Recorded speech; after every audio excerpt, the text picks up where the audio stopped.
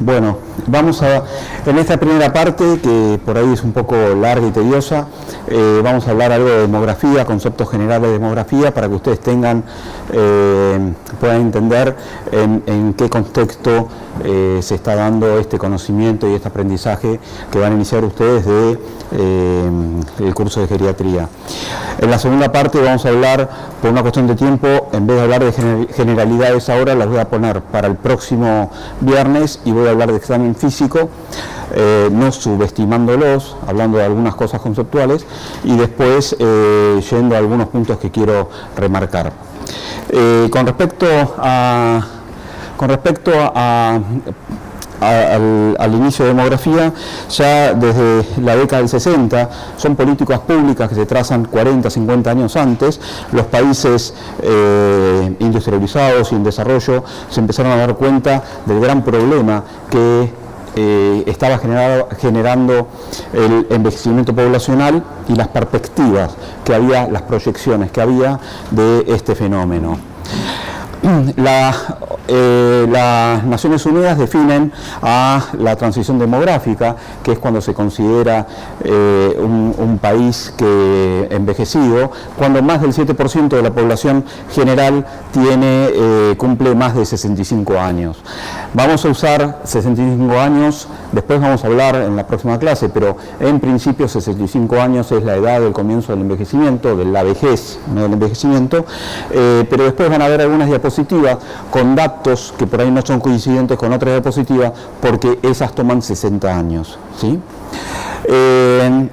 La mayoría de los países de América Latina iniciaron la transición demográfica ya en 1960, ¿sí? Fines de 1960, comienzos de 1970, la Argentina ya estaba por arriba del 7%, y la ciudad de Buenos Aires antes, durante la década del 60.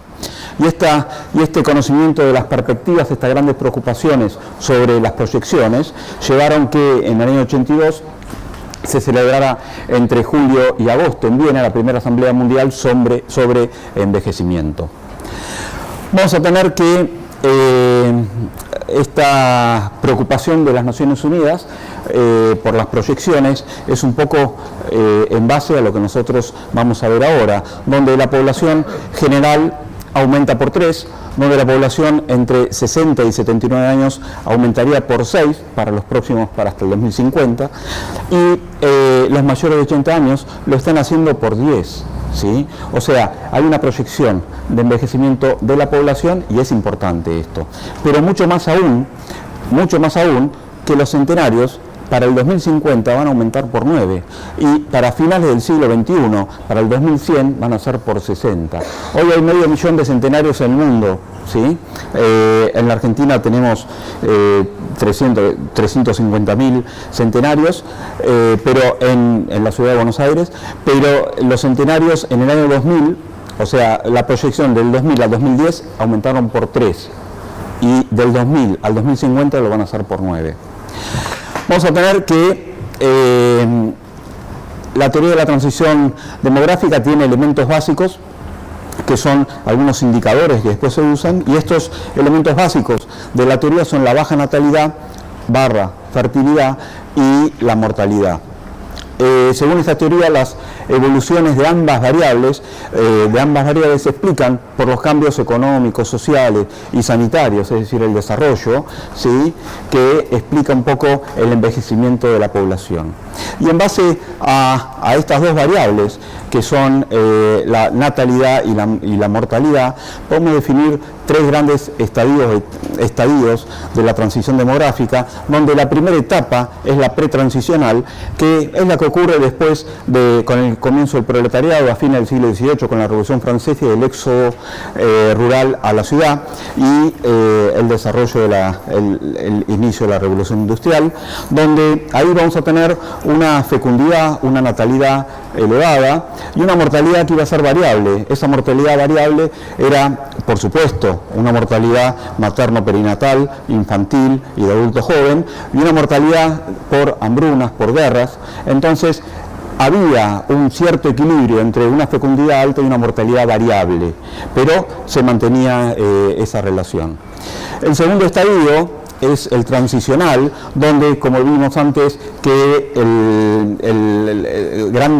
muchos de los países de Latinoamérica empezaron la transición demográfica ya en el siglo XX, en la década 60 del siglo XX, donde en estas las dos variables tienen ahora una paridad, donde se mantiene una fecundidad que está estable, preservada, ¿sí? Pero una mortalidad que está disminuyendo.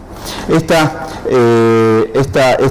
paridad entre ambas variables hacen o muestran que se produzca la transición demográfica, que no quiere decir más el envejecimiento poblacional, y el envejecimiento poblacional es el aumento absoluto y relativo de gente anciana mayor de 65 años y el envejecimiento a nivel de todos los estratos con el aumento de la edad media de la población. ¿Por qué sucede esto? ¿Y por qué en el siglo XX, que es el siglo dominante de esta segunda etapa?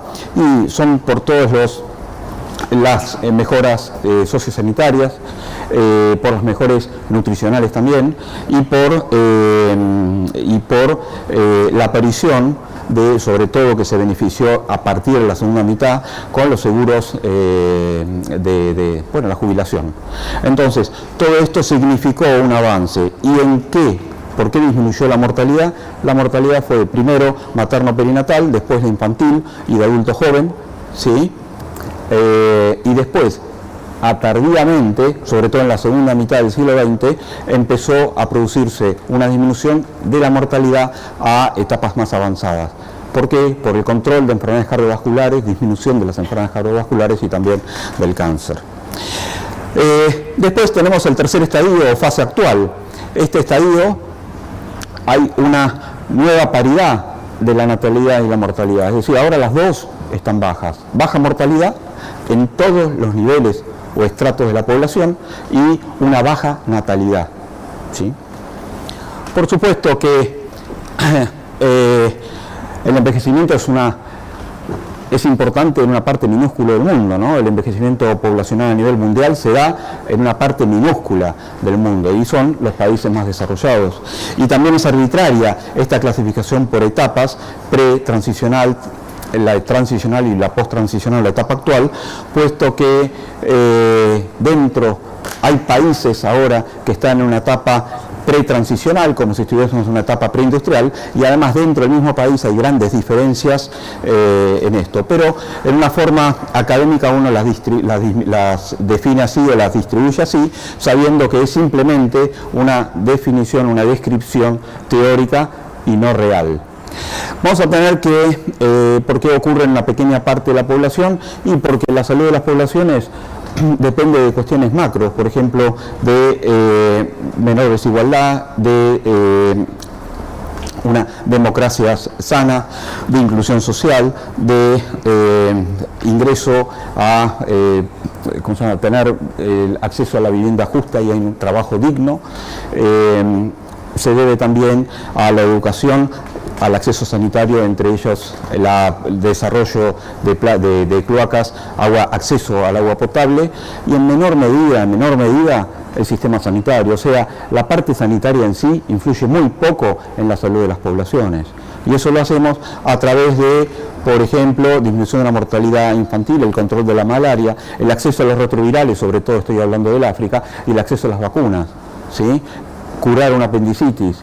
Pero eso es un pequeño eslabón de toda esta cadena que explica cuestiones macro que están explicando en definitiva la salud de las poblaciones. Y en base a lo antedicho, vamos a tener 6 escenarios donde África tiene una alta natalidad y una baja expectativa de vida, porque la mortalidad también es dispar según qué región. La subsahariana es una región extremadamente pobre, donde la expectativa de vida todavía sigue siendo 60 años o menos de 60 años, y la parte del Sahara, del norte del África o Sudáfrica tienen una expectativa de vida diferente. Acá, la región medio oriental, de Oriente Medio, tenemos también alta mortalidad por diferentes cuestiones, y tenemos una expectativa un poco mayor, y vamos a tener la región de Latinoamérica, donde hay una rápida transición demográfica. Como dijimos ya, gran parte de los países la empezaron a desarrollar en la década del 60, con disminución de las tasas de mortalidad, ¿sí? Sobre todo en los primeros, la materno-perinatal, la materno-infantil, y los adultos jóvenes, pero manteniendo una natalidad por ahora moderada, y esto permite una población globalmente joven y que va creciendo. Por supuesto, hay países productores de petróleo donde no existe el envejecimiento poblacional, donde hay un atractivo económico tan importante que son países con importante migración, por lo tanto siempre son poblaciones jóvenes, gente de mano de obra, gente joven o adultos jóvenes, que después se van y vienen otros. Y vamos a tener el ejemplo o el sistema norteamericano, que también es extensible a Canadá y Australia, donde hay un envejecimiento poblacional, pero menor que el europeo, justamente por la gran afluencia migratoria, que tiene también otros problemas, pero esta diversidad étnica trae gente joven, por lo tanto las poblaciones son menos envejecidas que la europea, que es una población extremadamente envejecida y es el ejemplo del envejecimiento actual. Por supuesto, estamos viendo que la preocupación de los países son de los países en desarrollo, que donde se está produciendo el envejecimiento. Vamos a tener proporción de la población de 60 años y más en 9 países seleccionados, ¿no? donde esto puede expresar o mostrar el nivel de envejecimiento desigual en el 2007 y con proyecciones para el 2050, donde fíjense que los 3 países más envejecidos como Japón, Italia y Alemania, ¿sí?, están teniendo una proporción mayor al 25% arriba de 60 años. Acá estamos 60 años, arriba de 60 años.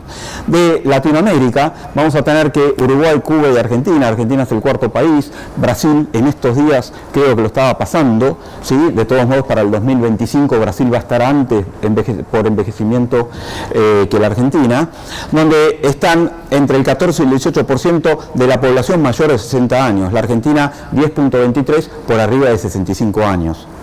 Y vamos a tener 3 ejemplos de 3 países africanos, donde los menores niveles de envejecimiento son del 3 al 4%. Y fíjense que el 3% era lo que tenía en 1914 la Argentina.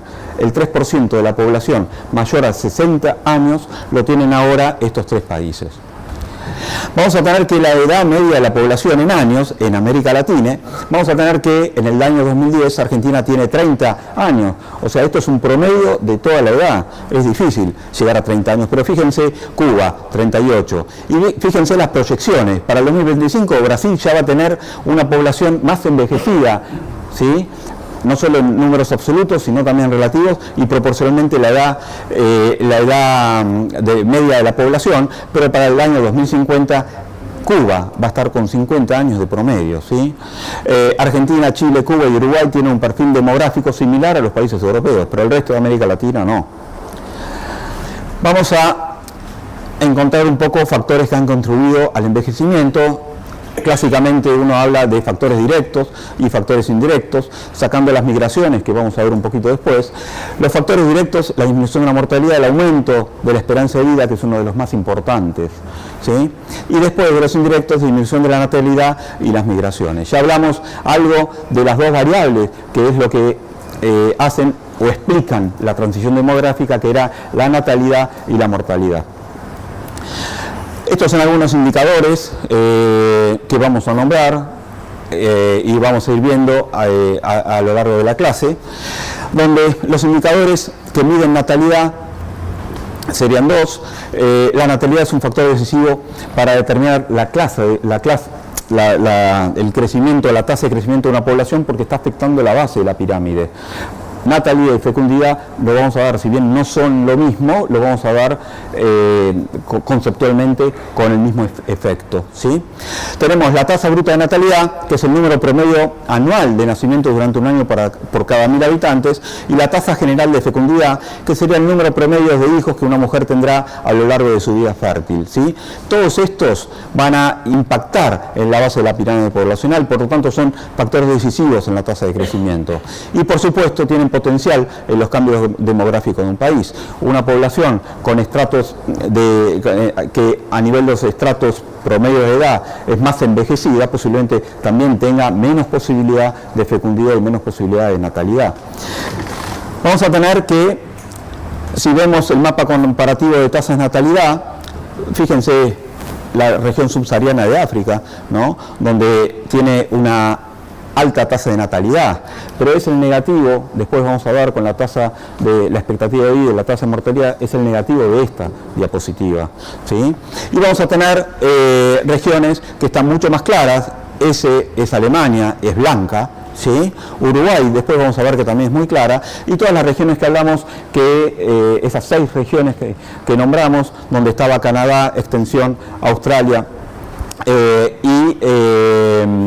y Estados Unidos, y después Europa como grandes ejemplos con nombre propio, Latinoamérica con una transición demográfica acelerada. Vamos a tener en Sudamérica en sí, vamos a tener que Uruguay también tiene una baja tasa de natalidad. Fíjense, Uruguay tiene 13, la Argentina tiene 17, 16.8 nacimientos por 1000 habitantes en el año 2014, ¿sí? Y Bolivia tiene 23, ¿sí? Tener mayor tasa de natalidad muchas veces se acompaña también con mayor tasa de mortalidad, como vamos a ver en algunas regiones, ¿sí? Vamos a tener que mapa comparativo de las tasas de fertilidad, que serían los hijos por mujer, que nacen por mujer a lo largo de su vida fértil, donde habitualmente la tasa de fertilidad mundial era de 5 hijos, ¿sí? Ahora es 2.7 hijos. Pero también fíjense que la tasa de recambio poblacional es de 2.1 hijos por mujer, ¿sí? Entonces, si en el mundo estamos 2.7, estamos por arriba de la tasa de recambio, pero hay países que están al nivel de la tasa de recambio poblacional y hay otros en el mundo desarrollado que está por debajo, y Alemania está por un 1.3. Por lo tanto, si no hubiese ninguna modificación de esto, Alemania en 100 años o más, la población alemana tiende a desaparecer. Y hay poblaciones que ya se saben, grupos reducidos, que están garantizados la desaparición para los próximos 50 años. ¿Sí? Fíjense, la tasa de fertilidad más o menos coincide con la tasa de natalidad que vimos antes, y acá también tenemos en toda la región de China y Eurasia una tasa de fertilidad relativamente alta, ¿sí? Pero después vamos a ver que también tiene una tasa de mortalidad alta. ¿Qué pasa en Sudamérica con la tasa de fertilidad? Bueno, 2.2 hijos por mujer en el año 2014 para Argentina, ¿sí? Que estamos por arriba del recambio poblacional, mientras que, por ejemplo, Chile, Uruguay y Brasil están ya casi en el límite, por debajo del recambio poblacional, para mantener una población estable. Otro indicador demográfico, mortalidad, que es el número medio anual de muertes durante el año por cada 1000 habitantes. Va a indicar el impacto actual de la mortalidad en el crecimiento de una población. La tasa bruta de mortalidad en la Argentina es de 7.34 muertos por 1000 habitantes en el año 2014, ¿sí? Es una tasa de mortalidad baja. Habíamos dicho que las variables natalidad y mortalidad se diferenciaban según en qué etapa de la transición demográfica estábamos, países preindustriales, ¿sí? O, bueno, acá la tasa de mortalidad se va pareando, hay paridad cada vez más con la tasa de fecundidad, que también disminuye. Vamos a tener que, antes veíamos que había una tasa de fecundidad, de fertilidad alta en toda esta región, pero también se expresa o es consecuencia también de una alta tasa de mortalidad. Se está comportando con mortalidades altas, una natalidad alta, ¿sí? Estamos hablando de posiblemente zonas que no es un país industrializado, por supuesto. Vamos a tener que este indicador es afectado por la distribución por edades y la tasa de fecundidad. En algún momento la población, el promedio de la población, 50 años, como en Cuba para el 2050, ¿sí? O 46 actual para Japón e Italia, que son los países que tienen 46 años de promedio, ¿sí? En algún momento la gente se muere por más que viva más. No se morían a los 90, se morían a los 100, pero en algún momento se muere. Por eso la tasa de mortalidad siempre se puede mantener alto, aún en países con una alta expectativa de vida, ¿sí? Para justificar un poco por qué en Alemania es oscuro, y porque se siguen muriendo, la población está envejecida y muere. Fíjense también la tasa de mortalidad en la región subsahariana, ¿sí? Y las causas, vamos a ver en la próxima clase, no en esta, el viernes que viene, las causas un poco de mortalidad que se dan en la población adulta. En la Argentina dijimos que teníamos 7.3 muertes por 1000 habitantes y se habla que la baja tasa de mortalidad cuando es por debajo de menos de 15 por 1000. Y fíjense, Uruguay, 9, ¿sí? Argentina, Brasil, 7. Estamos en una zona envejecida. Y Uruguay, fíjense que es un país y van a ver, con expectativa de vida alta, con un promedio medio de la edad alto, con un envejecimiento alto, a la cabeza de los centenarios, y sin embargo tiene mortalidad, y porque la gente de 100 años se muere, ¿sí? La Argentina figura en el puesto 119 del ranking de la mortalidad en Sudamérica, ¿sí? En el mundo. Aumento de la esperanza de vida, dijimos que es un factor crítico que más ha influenciado en el proceso de envejecimiento, ¿sí? Y es consecuencia de la disminución de la mortalidad en todos los niveles, ¿sí?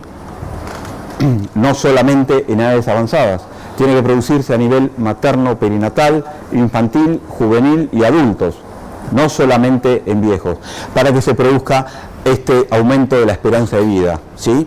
Y esto se puede medir al nacimiento o se mide en diferentes momentos de la vida de un individuo, ¿sí? Vamos a tener, lo podemos definir de las dos formas, pero el número de años que se calcula que el 50% de una población va a vivir a partir de una edad determinada. O sea, acá está el implícito que no es solo al nacimiento.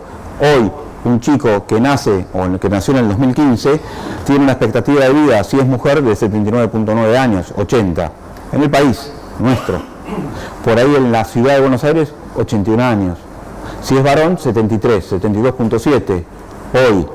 Pero si esa persona nació en el 2015, pero llega a los 75 años, hay que hacer un recalculando la expectativa de vida. Y ya la posibilidad de vivir por lo menos en promedio 15 años más es muy alta, como vamos a ver ahora, ¿no? Es un concepto, indicadores de esperanza de vida. Este indicador es un concepto longitudinal y solo se puede determinar con el final de la cohorte, ¿sí? Y se mide en forma transversal en algún momento dado. Resume la tasa de mortalidad para todas las edades. Es una medida general de calidad de vida en un país. Los países con más expectativa de vida son buscados. Y es un indicador de tasa de retorno potencial de la inversión del capital humano. Un poco es y se amortiza. Mapa comparativo de la esperanza de vida al nacer. Fíjense, Europa, ¿sí? Norteamérica, algunos países de Sudamérica, como puede ser Chile, Argentina, ¿sí? Australia, ¿sí? Y la zona norte del África. La esperanza de vida media mundial es de 71.4 años, de alguien que nació en el 2015. Y es 5 años, salió en el diario ayer, creo, en La Nación, o en el Clarín, no me acuerdo, salió que la esperanza de vida había aumentado 5 años, ¿sí? Y es el salto cuantitativo más importante desde la década del 60, ¿sí? 5 años más que en el año 2000, ¿sí? Lo que representó el mayor salto desde la década de 1960, ¿sí? Pero no todo es así, porque en África subsahariana hay todavía 22 países que no llegan a 60 años la expectativa de vida. Por ahí algunos sí, pero poblacionalmente no llega a los 60 años la expectativa de vida. Pero de todos modos, África, en el año 2000, del 2000 al 2010, ¿sí? al 2010, no subió 5, fue 9 veces más. Y la explicación de este ascenso de la expectativa de vida, que fue monstruoso, porque antes África, cuando discutíamos la edad de envejecimiento en África era 50 años, y estamos hablando de hace menos de 10 años, ¿sí? Y esto es justamente por el control de la malaria, por el acceso a los antirretrovirales, ¿sí? Y algunas otras cosas como de salud pública, como puede ser el acceso a vacunas también, ¿sí? Eso fue lo que produjo el mayor salto cuantitativo en los últimos 15 años desde el año 2000 en África. ¿Cuáles son los países con mayor esperanza de vida al nacer, ¿no? Medio en años. Fíjense que el único de América es el 12º, es Canadá. Después tenemos todos los países que se le pueden que ustedes tienen ahí, países nórdicos, ¿sí? Y por supuesto Europa, Italia, España. Pero vamos a tener, al nacer en América, los 10 países con mayor. Argentina está, el primero es Canadá, que era el 12º en el mundo, y Argentina con 76.3 años de expectativa de vida. No discriminado por sexo, por género. La mujer 80, el varón 73. ¿Sí? Vamos a hacer un mapa comparativo. Al nacer en Sudamérica, ya vimos la de a nivel mundial, y en el 2015 es el ejemplo que le di antes. Un chico que nació en el 2015 tiene una expectativa de llegar en la Argentina a 76 años, discriminado por sexo, ¿sí? Donde la media mundial es 71, o sea, no estamos mal. La Argentina está en el puesto 56 del ranking de 191 países que miden la expectativa de vida, o sea, no está mal. Tiene una expectativa de vida moderada, alta. Ahora, si hacemos diferencias por sexo, está mal, ¿no? Género debería ser, creo. ¿Sí? Bueno, disculpan. Las mujeres van a sobrevivir a los hombres en todos los países del mundo. En todos los países del mundo.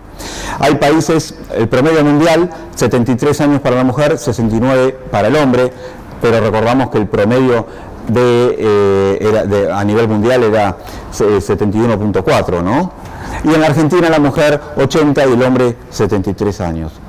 Hay países que tienen mujeres con mayor esperanza de vida y hay hombres con mayor esperanza de vida, pero también hay lugares como puede ser Ucrania, como puede ser Rusia, donde la diferencia entre la sobrevida de la mujer con el hombre es marcada, va de 11 a 12 años más de diferencia, seguramente por guerras, por muertes violentas, etc.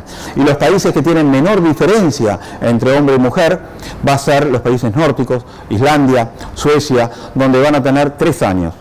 La mujer sobrevive al hombre 3 años, en promedio, ¿no? ¿Y esto es por qué? Y es el índice de feminidad o la feminización de la vejez es bastante elocuente. Esto es de acá, de la Argentina, donde se describe esta relación mujer-varón, describe cuántas mujeres hay por cada 100 hombres. Al nacimiento son 105 hombres, varones, sobre 100 mujeres. Pero el varón muere en todas las etapas de la vida más que la mujer. Entonces llega a el promedio de 60 años y más, donde hay 1.3 mujeres por cada varón, o 135 mujeres por 100 hombres, ¿sí? Pero fíjense que este índice de feminidad muestra un crecimiento notable, hasta ser el doble a mayores edades. Después de los 80 años hay 2 mujeres por cada varón. Y no hablemos de los centenarios, donde los centenarios son 8 mujeres por cada varón. Y no hablemos de los supercentenarios, donde el 96% son mujeres. Estamos hablando de 110 años. Son mujeres. ¿Sí?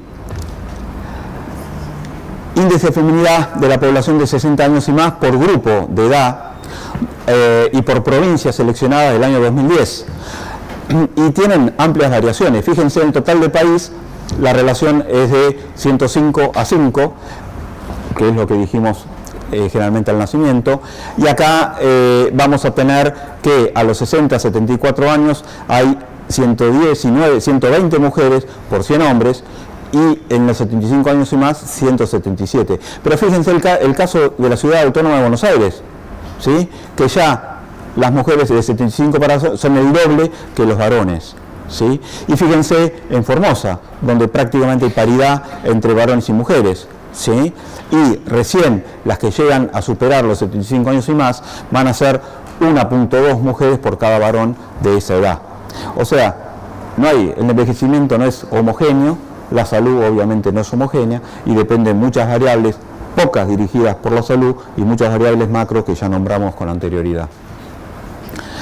Los indicadores demográficos de esperanza libre de discapacidad, este es un indicador que es más importante conocerlo, tener conceptualmente, que es más importante que la expectativa de vida, ¿sí? Y vamos a ver un poco por qué. Porque no solo evalúa datos de mortalidad, sino también el impacto de la morbilidad y la discapacidad en materia de salud, y complementan al indicador de expectativa de vida, ¿sí? Vamos a tener que está íntimamente relacionado con lo que es envejecimiento saludable, y no es la definición de salud de la OMS y la OPS en el año 1982 fue que la salud en la población anciana era más importante la capacidad de hacer que el número y tipo de enfermedades que tenía, ¿sí? Que vamos a ver algo después. Entonces, envejecimiento saludable no se debe entender como libre de enfermedad, porque uno envejece con enfermedades, puede envejecer con enfermedades y no libre de discapacidad, que es diferente y lo vamos a ir viendo la semana que viene. Para llegar a una vejez autónoma e independiente, al menos el mayor tiempo que se pueda. Pero hay diferencias. Fíjense, en España, los países europeos ya se dieron cuenta de esto, ¿sí? Que también uno envejece más, pero la discapacidad a mayor edad o está estable o está disminuyendo, ¿sí? Por el conocimiento que se está teniendo en esto, y además seguramente porque no cualquiera puede llegar a los 100 años. Pero fíjense que en España, en el año 2008, la esperanza de vida a los 90 años era medida, la esperanza de vida a esa edad era de 4 años más. ¿Sí? Si hablamos de mujer o hombre es un poquito más, 5 meses, pero la esperanza libre de discapacidad era de 1, por lo tanto un paciente de 90 años tiene posibilidades cuando llegó a los 90 de vivir 4 años más, pero 1 libre de discapacidad y los otros 3 con discapacidad. La enfermedad libre, la esperanza de vida en la Argentina libre de discapacidad es 63 años, ¿sí? Son 10 años, casi 10 años más que el varón y 17 años menos que la expectativa de vida de la mujer, ¿sí? Ahora, dijimos antes que la esperanza de vida era un concepto que más influenciaba en el envejecimiento poblacional. Vimos recién que la expectativa de vida se puede determinar como fenómeno longitudinal en un momento X, como pueden ser 65 años, y 80 o 90, y es una forma, digamos, optimista, una forma positiva de medir la vejez, no a partir de los años que ya vivió, sino los que quedan por vivir, ¿sí? Y esto debería ser utilizado para formular políticas de retiro y observar avances en la prevención de discapacidad. Como también no es lo mismo estar revisando o teniendo un paciente enfrente, ya en la gestión de caso individual, donde la expectativa de vida, porque la edad biológica coincide con la edad cronológica o porque la edad biológica está disociada en menos que la edad cronológica, y posiblemente uno tome conductas diferentes, desde conductas proactivas, de prevención, etcétera, en ese paciente, que sería diferente y haría otras cosas con un paciente de 90 años con pocas enfermedades y sin discapacidad. Vamos a tener que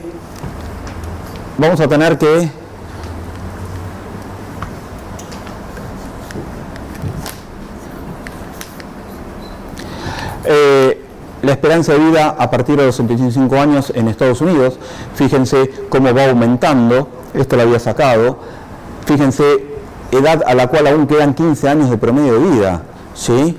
Y estamos hablando en el año 2005, azul oscuro, y azul claro para el año 2045. Y fíjense que en el mundo, en promedio, en el 2005, a los 66 años uno ya tenía 15 años promedio, que pueden ser 20 o pueden ser 25, ¿sí?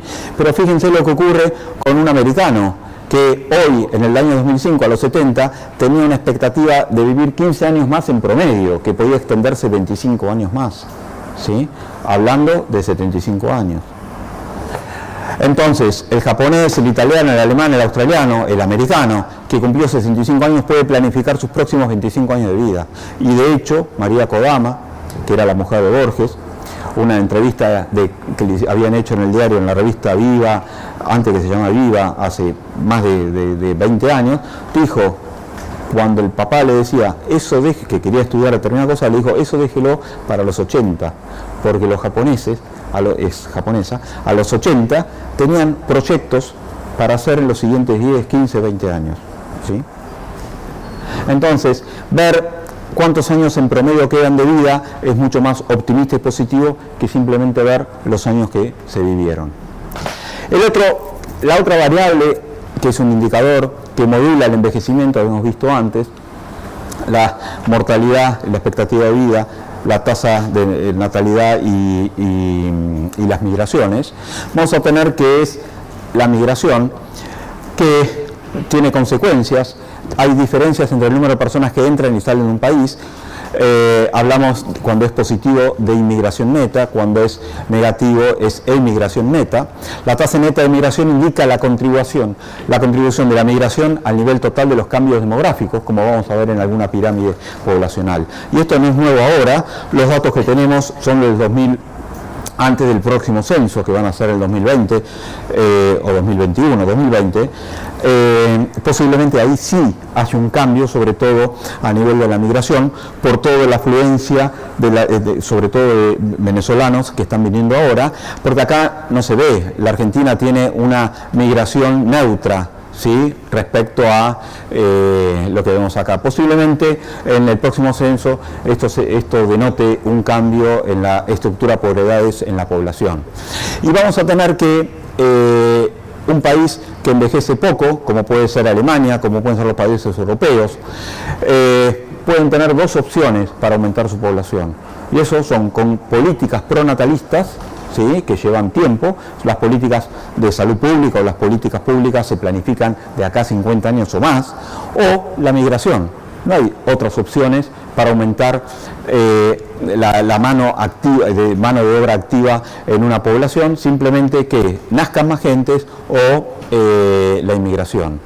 Pero la promoción de la inmigración también representa todo un desafío para la salud, economía, integración social y para la seguridad de los países, como están viendo con el Brexit en Estados Unidos, que tiene consecuencias que no se habían interpretado ahora, y lo que puede pasar con cualquier país que recibe afluencia de migrantes.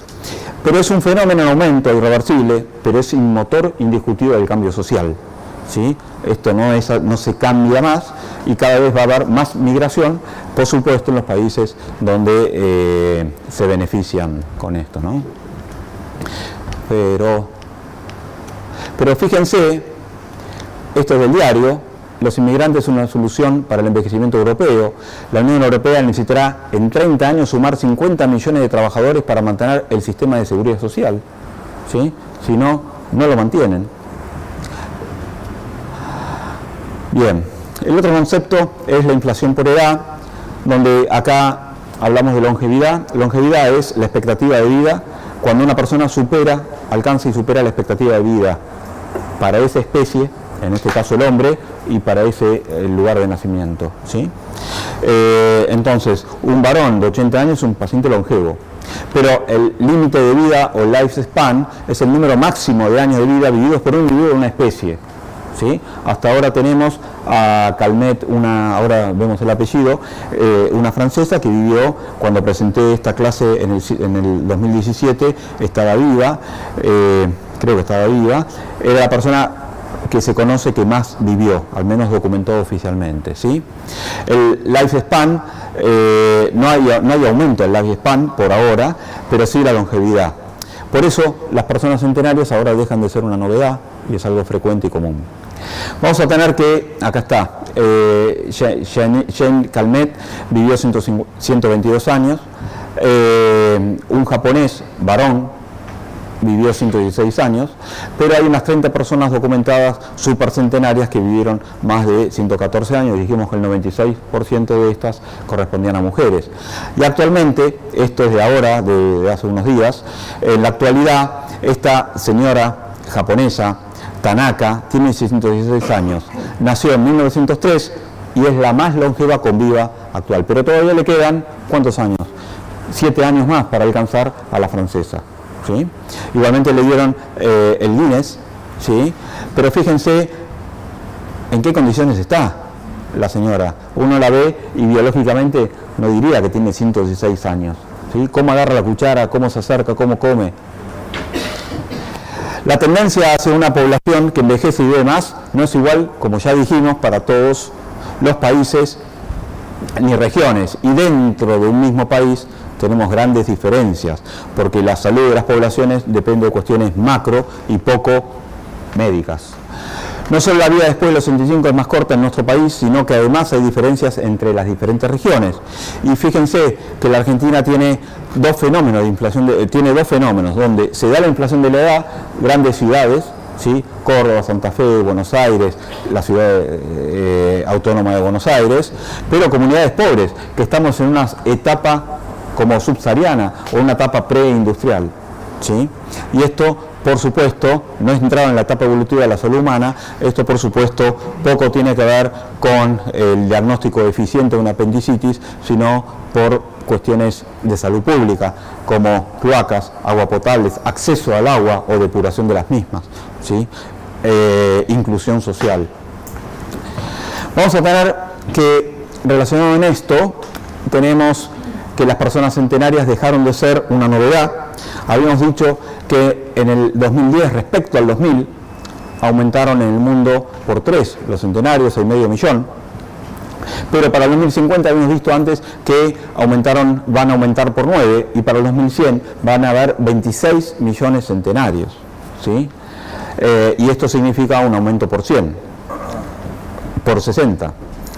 Y los países con mayor número de personas centenarias van a ser Estados Unidos, Japón, China, India e Italia. Pero para el 2000, estos abarcan el 50% de la población centenaria. Pero para el 2050 van a mantener el mismo tipo de países, pero van a cambiar un poco el orden. Y como dijimos antes, el 80% van a ser mujeres. Ahora, personas centenarias por cada 100.000 habitantes, ¿sí? Que es otra cosa, no el total. Fíjense, Uruguay tiene 34 centenarios, Chile tiene 31 centenarios por cada 100.000 habitantes. Estados Unidos, si bien es el primero en el número absoluto de centenarios, por la relación de centenarios por 100.000 habitantes está en el 15º lugar. Y para el 2050, Japón e Italia van a ser los países con mayor concentración de centenarios. En estos momentos tiene una expectativa de vida, una edad media de vida de 46 años, 48 años, estos países, y la expectativa de vida está en 86 años. Esto está un poco relacionado con ciertas áreas, poblaciones más longevas que se las conocen como zonas azules. Vamos a tener región en California, vamos a tener en Costa Rica también, en Cerdeña, vamos a tener en Grecia, en España, en Italia y en Japón. Okinawa, 2.5% de la población son centenarios en Okinawa, en Japón. ¿Sí? Y estas zonas azules tienen algunas características que las hacen propias, como la capacidad o hábitos de vida saludables, la forma de enfrentarse a la vida, que no es la que nosotros tenemos, la forma no solo alimentaria, sino cómo comen hasta el 80% de la saciedad, no se llenan, no al 100%, pero también, además de cuestiones personales, ¿sí? Tienen también una visión de la sociedad donde se glorifica un poco al paciente anciano. Entonces es una visión que excede a la carga, a la capacidad individual de ser viejo. Hay diferentes autores, pero todos coinciden que el 25 al 30% para llegar a viejos corresponde a cargas genéticas y el 70% corresponde a factores epigenéticos. Todo lo que uno hace de hábitos saludables, de alimentación saludable, todo lo que uno hace a lo largo de la vida y además de tener suerte, de no accidentarse, de no chocar, etcétera, etcétera, de no tener complicaciones médicas ni enfermedades, bueno, además de eso, es más importante para llegar a viejo. Posiblemente esa carga genética del 25 o del 30%, como algunos genes, como el gen FOXO3A de los centenarios alemanes, o la mutación del gen del factor insulina símil tipo 1 de los centenarios judíos de Askenazi. Hay otros genes también, influyen más que nada no para llegar a viejo, sino para llegar al centenario o ser supercentenario. Pero para llegar a viejo son más importantes los factores genéticos, lo que dicen que no hay que ser rehenes de nuestros genes. La población, ahora saliendo un poco de lo general, la población argentina también es cada vez más vieja, donde el perfil demográfico es similar al de los países europeos.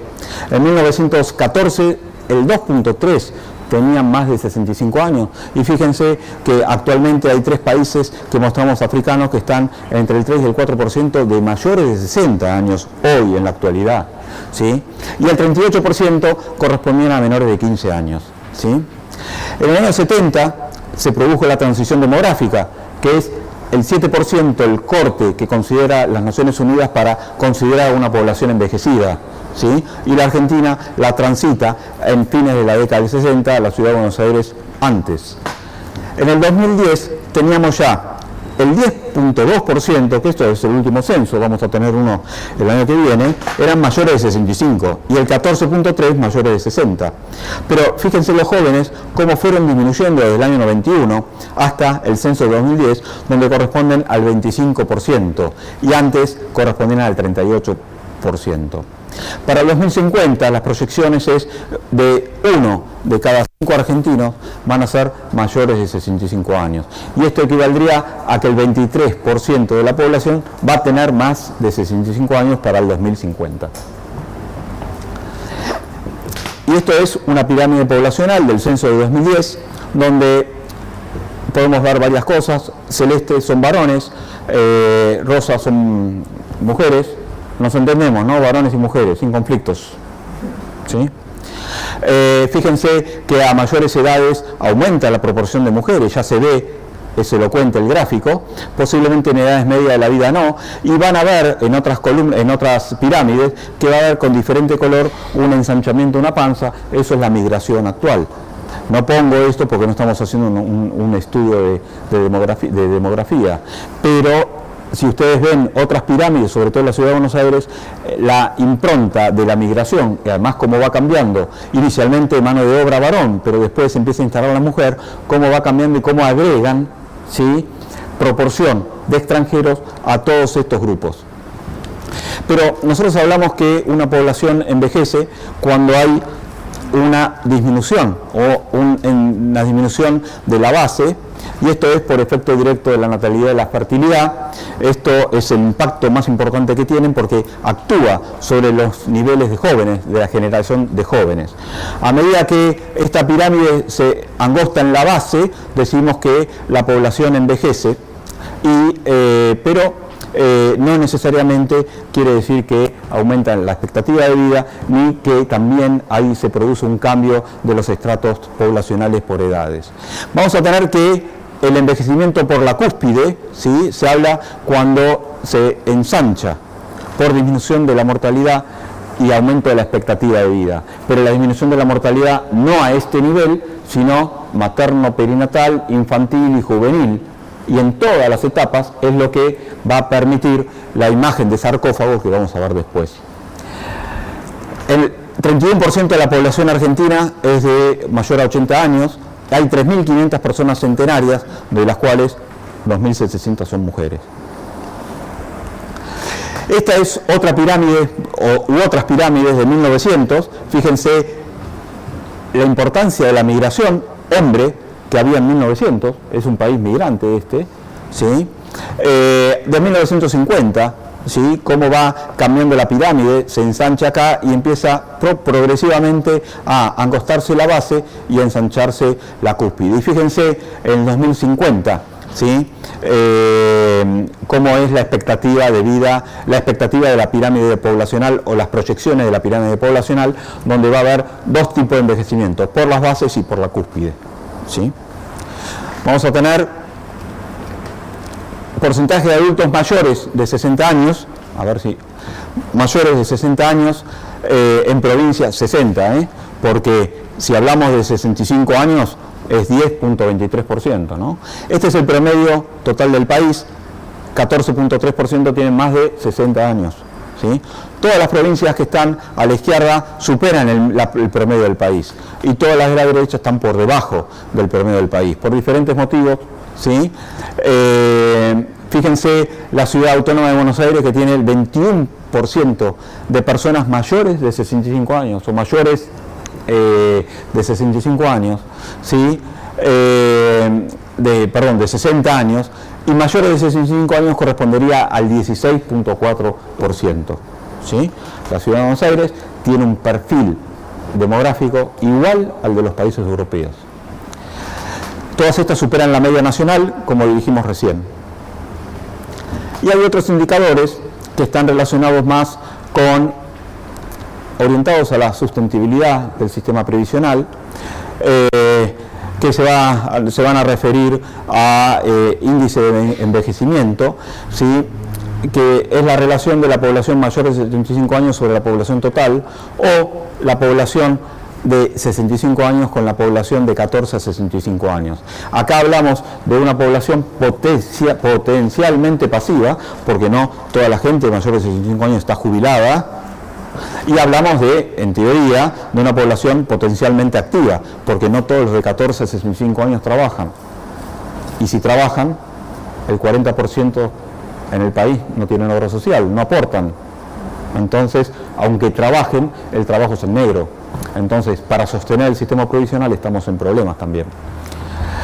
Vamos a tener la relación, es otro indicador, que también están orientados a evaluar la sustentabilidad del sistema previsional, que indica de personas, también el número de personas potencialmente activas que sostienen a una persona potencialmente pasiva, donde en el año actual en los países desarrollados hay 3 personas activas que sostienen a un jubilado, pero en el año 2050 la relación va a ser 1 a 1.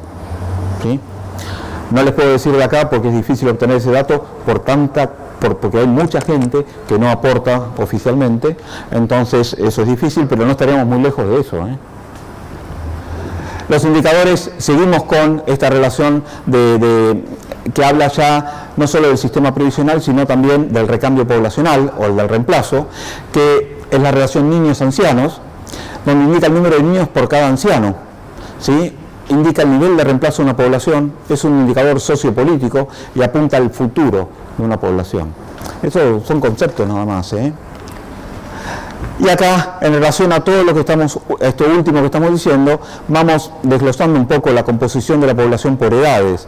Fíjense, en el año 1914, donde habíamos dicho antes 38 y algo, eran menores de 15 años, ¿sí? Y solo 2.3, como en algunos países de África, eran mayores de 60 años, de 65 años acá. Pero fíjense cómo va cambiando a lo largo de los diferentes censos, hasta el año 2010, donde el 10.2 o el 14.3, si hablamos de 60 años, pero el 25% corresponden a niños menores de 15 años. ¿Sí?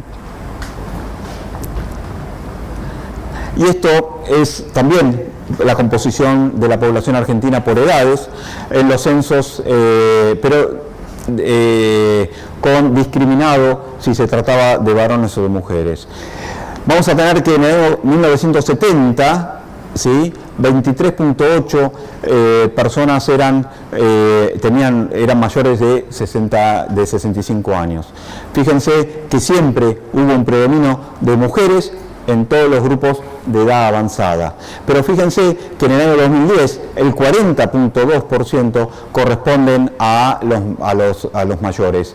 Y fíjense que ahora ya no hay una diferencia de 5 puntos, sino una diferencia mucho mayor de cuántas mujeres son la masa de mujeres que corresponden a ese 40% de la población. Entonces esto permite observar el balance entre las generaciones jóvenes y los adultos mayores, ¿sí? Pero discriminada por sexo también. Y esto es algo más elocuente para ver la tendencia del cambio de las franjas etarias, acá volvemos a los 60, desde el año 1900 hasta el año 2000, donde vamos a tener que la población de 0 a 14 años, que antes era el 40%, ahora estamos hablando de un 25% como vimos antes, y la población mayores de 60 años, que le correspondía 2.3 a los mayores de 65, pero 4% a los mayores de 60, corresponden ahora a los valores que estamos hablando. Fíjense gráficamente cómo va cambiando la proporción de la población por edades a medida que avanzan los años. Y ya en el año 2000 logramos un récord difícil de conseguir, donde la población menor de 4 años es menor que la población de 65 años o más.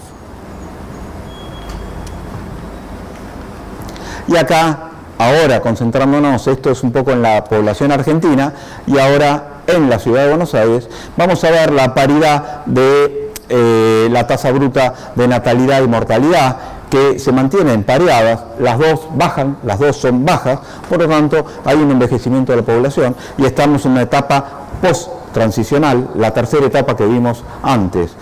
Por supuesto, esto no es lo que sucede en Formosa ni en Misiones. Acá tenemos 16% de joven y en Misiones 38% corresponden a menores de 15 años. Participación, ahora siguiendo con la ciudad de Buenos Aires, por grandes grupos de edad.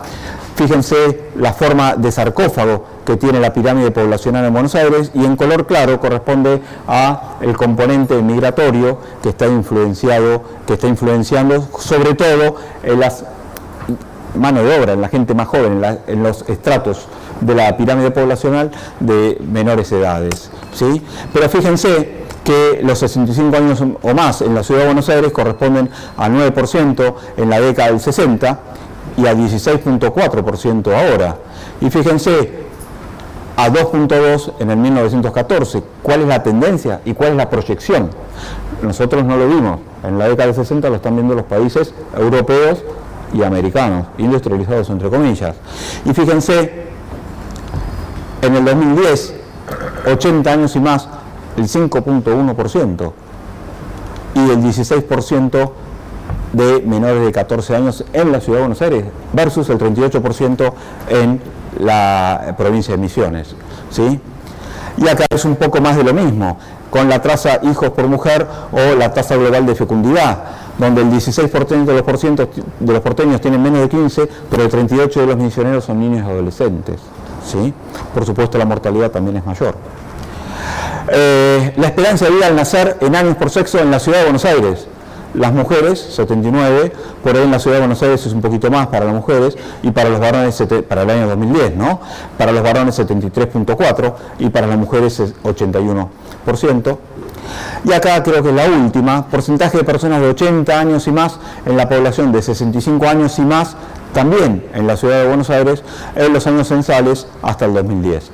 Fíjense que hay 3.500 personas centenarias, 2.600 mujeres, 661 centenarios viven en la ciudad de Buenos Aires, y fíjense que luego de una estabilización de los mayores de 80 años, a partir de la década del 80, que correspondía al 17%, se produjo un aumento y que no se detuvo y continúa en aumento hasta el año 2010. Con 31% de centenarios. ¿Preguntas?